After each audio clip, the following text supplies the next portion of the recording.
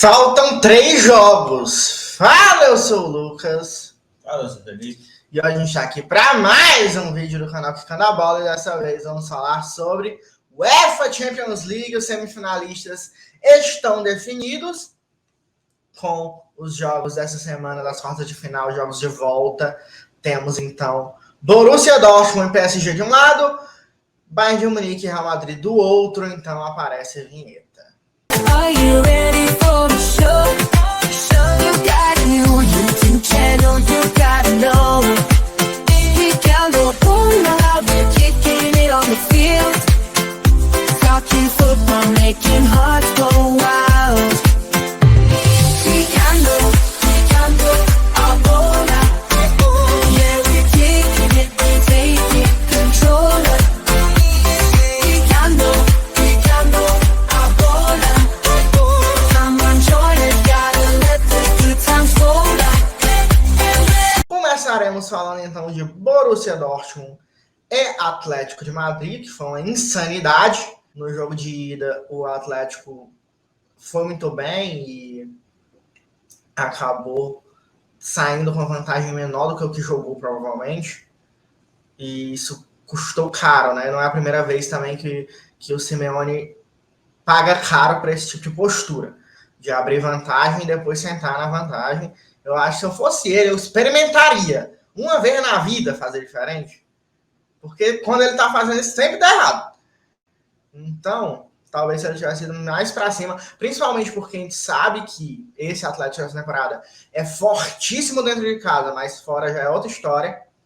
Então, poderia ter aproveitado mais o Civitas Metropolitano no jogo de ida. Acabou que no primeiro tempo, rapidão, estava perdendo já 2-0 sendo eliminado, né, com o gol do Brandt, que já poderia ter empatado de cabeça na reta final no jogo de ida, e um gol do Madsen.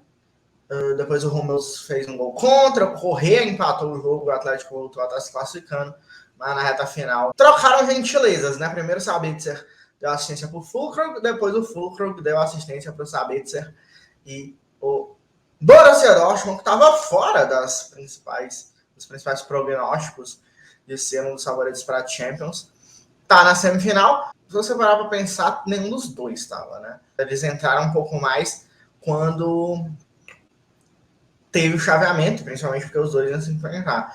Mas no momento, o Dortmund não está se classificando para a Champions League, campeonato alemão, né?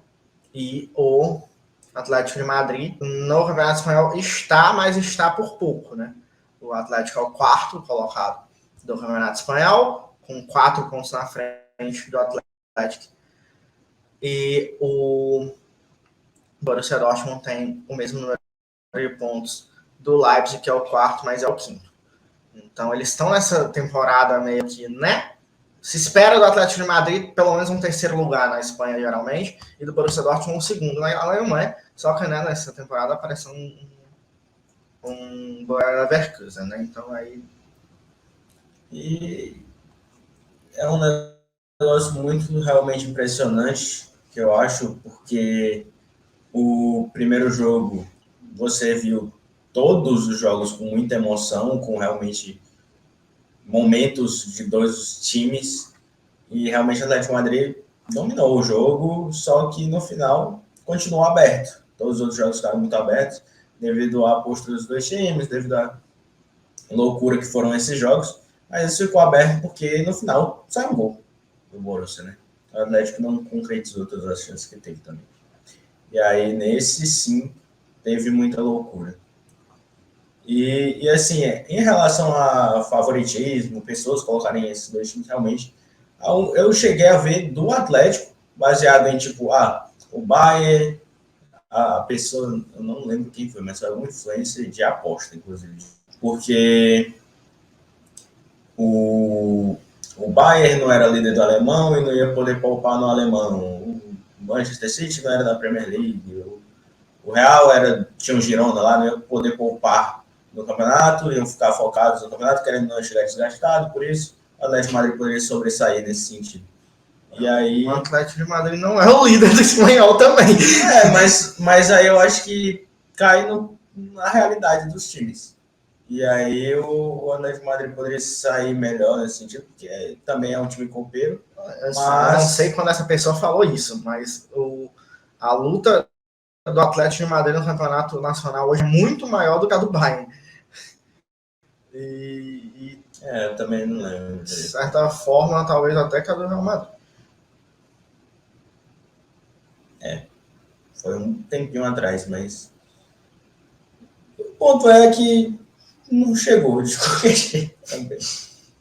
Aí, nesse mesmo dia, no mesmo horário, inclusive, infelizmente, que aí não pode ver os dois jogos, Barcelona e PSG, mais uma virada que o Barcelona sofre em Champions League. Para um time que sempre sofre virada, por que pareça, o PSG dessa vez fez a virada. O jogo passou muito pela expulsão do Ronald Araújo, que realmente eu tendo a concordar com o que o Gundogan falou. O Gundogan ter falado isso pode ser um problema, porque, né, questão de gestão de crise, o cara vai lá e mete uma dessa para imprensa ouvir, né, mas ele falou que o Ronald Araújo deveria ter, numa situação dessa, ou dar a oportunidade do goleiro defender, ou dar o gol mesmo, porque aos 30 minutos ter um jogador a menos era muito mais complicado do que levar um gol até. Então, eu concordo realmente. Acho que se fosse em outro contexto, com certeza eu seria expulso no lugar do Ronald Araújo, mas nesse caso, 30 minutos, não cabia muito realmente. Talvez até fazer o pênalti, assim. É porque eu não acho que foi falta. Mas, considerando isso que teria sido, até fazer o pênalti era melhor, né? Porque aí ainda tinha a chance do goleiro fazer a defesa e o homem ficava em campo. Mas é isso, né? Enfim, no final das contas, eu assim, também o PSG jogou mais bola que o Barcelona quase o jogo todo. Talvez exatamente entre o gol e a expulsão foi o único momento que o Barcelona estava melhor no jogo. Bem que depois muito condicionado, mas antes ali o PSG começou em cima do Barcelona até levar o gol. Então, enfim, ganhou de 4-1, mas realmente a história poderia ser completamente diferente com o Ronald Araújo ficando em campo e o Barcelona não ficando com a menos, né? Porque depois não teve mais jogo do Barcelona, né? O Barcelona não conseguiu quase nada. Teve ainda uma jogada do Rafinha, que poderia ter sido gol. E ainda teve a bela decisão de tirar o Yamal de jogo, que eu acho que também não foi inteligente. Tirar quem? Aí você fez uma boa pergunta, realmente, agora parando para pensar. Mas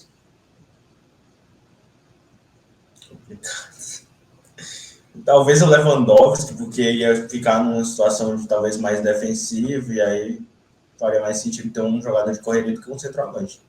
Acho que eu pensaria assim, talvez, mas de resto, realmente, parando para pensar agora, qualquer outro, eu acho que eu não tiraria antes do Yamal mesmo.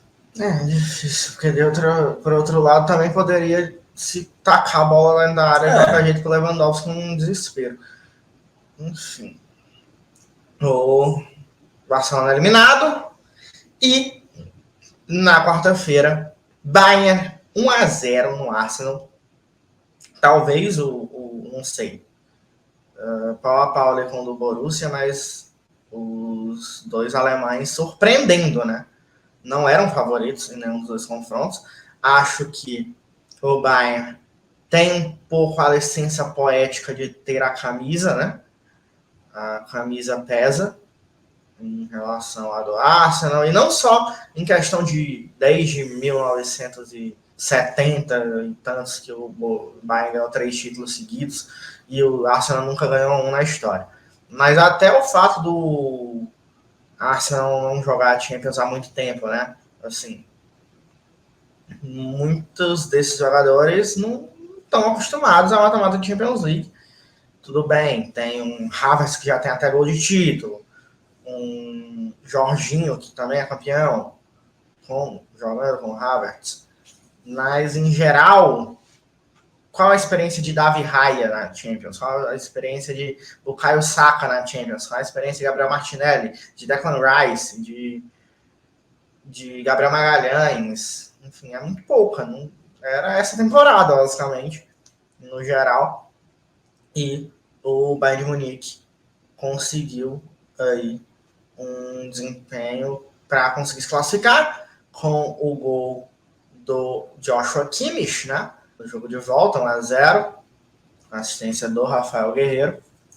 E parabéns, numa dessa seria curioso se no final das contas, depois de passassem a temporada todinha falando do Harry Kane, ele fosse campeão da Champions. Realmente. E ainda mais numa final alemã, quem sabe. Seria assim, eu começo já, né, a pensar as histórias, né? Poderia ser um clássico alemão, poderia ser um PSG contra... O City já foi embora, porque aí seria os 2 milionários medonhos, mas poderia ser o PSG contra o Real Madrid, o Mbappé contra o futuro time. Enfim, muita história legal que esses times podem construir, né? Também tem a questão do Royce, que provavelmente seja a última temporada dele no Borussia, e ser premiado por ter ficado nesse time tanto tempo seria também uma história incrível. Então, a Champions sempre proporciona isso. Tem 2 possíveis revanches, né? Também. Borussia Dortmund e Bayern, ou PSG e Bayern. Verdade. E, no caso, o Bayern ganhou as 2, né? Uhum. Seria aí uma oportunidade de Dortmund ou PSG se vingarem. E aí hoje também um jogo que parecia que, né, era o desempate em relação aos 3 últimos anos, tá? Os 2 últimos anos tinham sido cada um vitorioso, e cada um vitorioso da própria Champions após vencer o outro.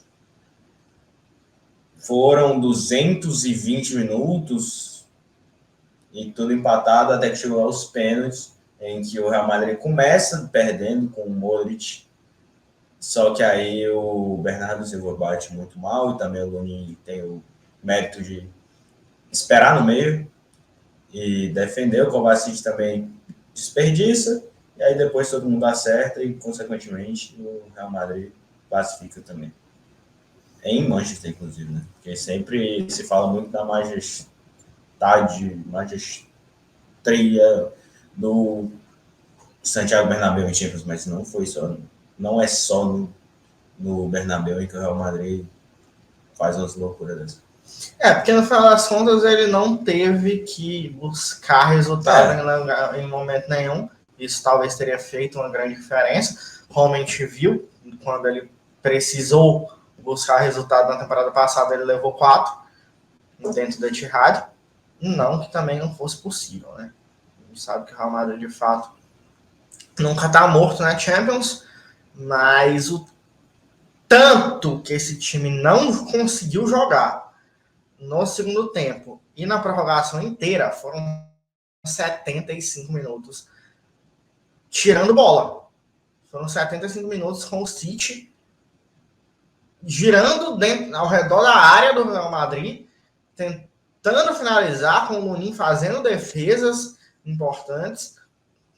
Inclusive, acho que sai muito vitorioso dessa eliminatória Lunin, apesar de que teve gols que o Real Madrid levou, que se fosse Courtois defenderia, mas o Lunin, no final das contas, é decisivo, principalmente nos pênaltis, né? Então, eu acho que o Real Madrid soube muito bem se postar defensivamente. É tanto que a eliminatória do Antônio Rudiger é absurda, anulando principalmente o Haaland nos 2 jogos, assim como já tinha feito na temporada passada. Outro bom ponto sempre tocar é que o Haaland não sabe jogar contra o Real Madrid. Ou o Real Madrid sabe jogar contra o Haaland. Acho que até mais isso. E a única bola no jogo inteiro que o Rudiger não afastou direito foi gol. Porque ele tinha afastado um bocado desde o jogo de ida, inclusive. Na única que o Rudiger não conseguiu afastar direito foi o gol do City. Gol do Kevin De Bruyne, que foi muito elogiado na transmissão, principalmente pelo DSR. Eu não gostei do jogo do De Bruyne. Só que também é outro ponto, que todo mundo sempre fala que o De Bruyne some em decisões, e eu não acho que seja verdade. Não é uma Tem- verdade. Ele fez tem- um gol, inclusive. Pois é, tem a própria, tipo, o povo enlouquece e fala, ele machucou na final. Tipo, ele machucou na final? Como assim que isso é um argumento para aquele pipoca? Ele machucou na final, ué. Nada, duas, né? Ele ainda eliminou o Brasil e eu só vejo o brasileiro falando isso. Eliminou o Brasil na Copa fazendo. E, enfim, eu não gostei do jogo dele no geral, não, mas ainda perdeu o gol que poderia ser a classificação. Dito isso, decisivo. Se não fosse ele, era eliminado já antes, provavelmente. E ele foi substituído, ninguém sabe o que ele faria na disputa de pênaltis. Tanto ele quanto o Haaland, né, que são cobradores no Gustavo. Pois é, o primeiro tempo o Real Madrid teve muita bola por muito tempo, conseguiu incomodar bastante, conseguiu o gol com o Rodrigo, né, que é viciado em machucar o Manchester City. Mas no segundo para frente, meu filho, foi um Deus nos acuda do próprio Carlo Ancelotti falar que a última vez que ele tinha ficado tão nervoso foi contra o Chelsea, na Champions que o Real Madrid ganhou, né? 2022 tem o jogo contra o PSG, do hat-trick do Benzema, depois tem a eliminatória contra o Chelsea, que também é uma virada, vai para prorrogação, no caso. E o Real Madrid ganha. Depois é a contra o City dos 2 gols no minuto. Nossa. Enfim, depois tem os 2 gols em 2 minutos do Rodrigo contra o Manchester City, né? E na final ganha por 1-0 contra o Liverpool. A temporada passada ficou na semi contra o City, levando 4 no Etihad. E o jogo contra o Chelsea foi... Não. O jogo foi 3-2. O Real Madrid perdeu. Foi um gol do Rodrigo e depois do Benzema na prorrogação. Eu não sei que história foi essa, porque depois eu também me lembrei que teve uma vez que o Rodrigo podia fazer um hat-trick, ele deixou, tipo, ele ia deixar... é contra o City. Isso foi contra o Ele City. faz os 2 gols no final do jogo, na prorrogação tem um pênalti, poderia deixar para o Rodrigo bater, mas foi o Benzema. É isso, e agora vamos de palpites. Quem a gente acha que chega na final da Champions? Borussia Dortmund ou Paris Saint-Germain? Vai ser o PSG. Não, nossa, vai ser o PSG, vai ser o PSG. Eu vou apostar no Borussia Dortmund. Assim, já se enfrentaram nessa Champions. Eu quero muito que seja, realmente, mas eu acho que vai ser o PSG. Já se enfrentaram 2 vezes nessa Champions, né? Uma vez foi 1-1 e a outra o PSG ganhou, né? Na primeira rodada. Mas foram jogos muito disputados que a gente viu ali Borussia Dortmund à altura do Grupo da Morte, em que ele passou em primeiro, né, no confronto direto entre PSG e Dortmund. O PSG levou a melhor, mas no grupo como um todo, quem passou em primeiro foi o Dortmund. Então, não é essa discrepância toda, basicamente a discrepância é o Mbappé. Se você for olhar nomes a nomes, provavelmente o PSG é superior, mas não é isso tudo, não. O Dembélé jogou muito bem, mas aquele Barcola, eu acho... O Barcola é melhor que todas as contratações. Ele é absurdo. Ele é muito melhor que o Dembélé, que o Colomani, que o Gonçalo Ramos e que o Asensio. Ele realmente jogou muita bola, eu não conhecia ele. Porque eu passei a voltar a acompanhar melhor, principalmente a Champions, o futebol europeu. Eu estou devendo bastante mais a Champions nessa fase. E aí, o Borussia Dortmund tem um elenco de um talento considerável também. Assim, se você for ver de potencial, o PSG ganha de lavada, né? Mas potencial para entrar em campo. O próprio... Vamos ver se o Dembélé se inspira para outra lei do ex, porque antes era nada, até o jogo contra o Barcelona.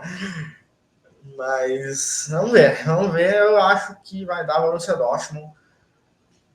Porque assim... Porque vai ser pau a pau, o PSG vai decidir em casa, mas O Dortmund tá sendo um time